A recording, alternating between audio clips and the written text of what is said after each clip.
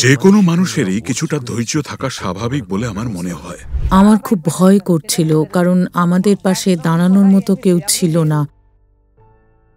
আমি যখন ভাবতাম যে কি হবে, কি করব, আমার খুব ভয় করত তখন। আমি একটা কথা বলতে চাই, আমার কাকিমাকে এখানে থাকতে হবে এবং শ্রাদ্ধের কাজও করতে হবে। আমরা ক্যান্সারের ফলাফল দেখতে পাচ্ছি। আমরা দুঃখিত যে এখানে এত ছোট ছোট শিশু রয়েছে। আমার তখন মনে হচ্ছিল যে আমার সবকিছু শেষ হয়ে গেছে, আর কিচ্ছু নেই, আমার সব শেষ। আমি চাই না আমার মেয়ে মারা যাক, আমি চাই না সে মারা যাক। ফেব্রুয়ারি 24, 2024 সেই দিনে সবাই তাকে দেখতে এসেছিল। সবাই তাকে জিজ্ঞেস করছিল কেন সে বিষণ্ণ ছিল।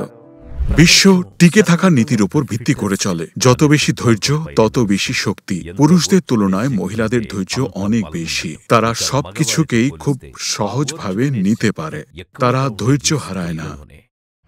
আমি একজন ল কলেজের অধ্যাপক।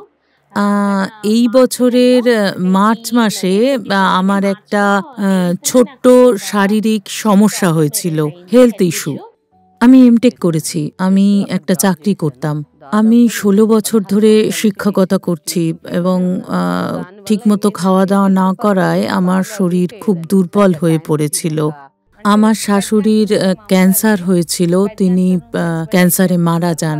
আর আমার শাশুড়ির যা সমস্যা হয়েছিল, আমার ভাইয়েরও সেই একই সমস্যা হয়েছিল। আমার ভাই জানুয়ারি মাসে মারা যায়, আমারও সেই একই সমস্যা হয়েছিল, আমারও ক্যান্সার হয়েছিল।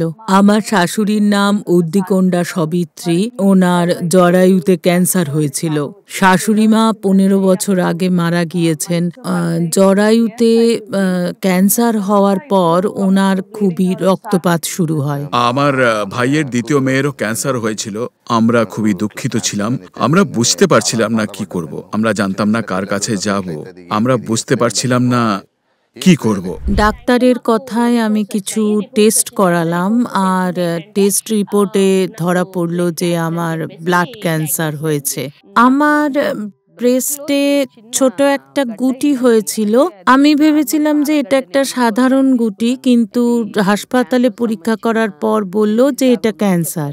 আমি হসপিটালে গিয়েছিলাম, সেখানে একটা পিইটি টেস্ট করা হলো, আর ওই টেস্ট দেখে বলল যে এটা ক্যান্সারের 3rd স্টেজ। আমার শাশুড়ি মায়ের জরায়ুতে ক্যান্সার হয়েছিল, আর তিনি খুব কষ্ট পাচ্ছিলেন। একজন মহিলার 10 বছরের বেশি বেঁচে থাকা উচিত নয়, তারপরও তিনি বেঁচে আছেন এবং আমাদেরও বাঁচিয়ে রেখেছেন। তিনি শুধু নিজের জীবন বাঁচাননি, তিনি এমন একজন মহিলা যিনি জীবন ছাড়েন না। তিনি মানসিকভাবে খুবই শক্তিশালী। আমার ক্যান্সারটা ছিল, আমি জানতাম না কি করব। সেই মুহূর্তে আমার পরিবারের সবাই খুব ভয় পেয়ে গিয়েছিল, আমিও খুব ভয় পেয়ে গিয়েছিলাম। 28 দিন 24 ঘন্টা আমি যদি বাথরুমেও যেতাম, আমাকে কাউকে নিয়ে যেতে হতো, বুঝলেন। আমি ডাক্তারকে দেখালাম, ডাক্তার বলল যে তার কিছুই করার নেই। আমার ছোট্ট পরিবার অনেক কষ্ট পেয়েছে আমার জন্য, অনেক কষ্ট। অনেক মানুষ আমাকে পরামর্শ দিয়েছিল আমার মায়ের যত্ন নিতে, তার স্বাস্থ্যের যত্ন নিতে, তার জীবনের বাকি সময়টা তার যত্ন নিতে। সম্পর্কে জিজ্ঞেস করলাম, আমি খুব অবাক হয়ে গিয়েছিলাম, খুব ভয় পেয়ে গিয়েছিলাম। তাই আমি সিদ্ধান্ত নিয়েছিলাম হাসপাতালে যাব না। সে সবসময় যুদ্ধে থাকে। সাহস নামক অস্ত্র দিয়ে সে যুদ্ধ জিতে চলেছে, তার মুখে হাসি রেখে। তার মুখের হাসি মুছে যেতে দেয়নি। এখন যদি এমন একজন যোদ্ধার শত্রু হয় তার মতো, তবে সে কি লড়বে না? আমি যখন ভাবলাম যে আয়ুর্বেদ সম্পর্কে থাকলে ভালো হতো, আমি সেখানে 3য়বার যাওয়ার পর ফলাফল পেলাম। আমাদের ঈশ্বর আমাদের এখানে পাঠিয়েছেন। অনেক জায়গায় যাওয়ার পরও ঘটনাটি ঘটেনি, আমরাও সেখানে গিয়েছিলাম। সবকিছু ঈশ্বরের ইচ্ছেতেই ঘটে, তার হাতেই সবকিছু।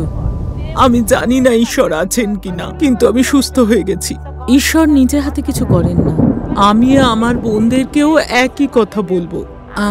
আমি জানি যে তিনি আমাদের কোনো ক্ষতি হতে দেবেন না। আমি মিস্টার রেড্ডির প্রতি কৃতজ্ঞ। আমি বিশ্বাসী ছিলাম। আমি এখন সুস্থ আছি। আমার এখন খুব ভালো ঘুম হয়, খিদেও পায়। ফলাফল খুবই ভালো হয়েছে। আমি খুব ভালো ফল পেয়েছি। আমি সুস্থ আছি, ভালো আছি। ওর যখন ক্যান্সার হলো আমরা খুব ভয় পেয়েছিলাম। সেই একই মঞ্জু সুস্থ হয়ে ফিরে এসেছে। এই সব মেয়েরা ক্যান্সারের সাথে লড়ে ফিরে এসেছে। সবাই এখন সুস্থ আছে। ওদের এই যুদ্ধ সফল হয়েছে।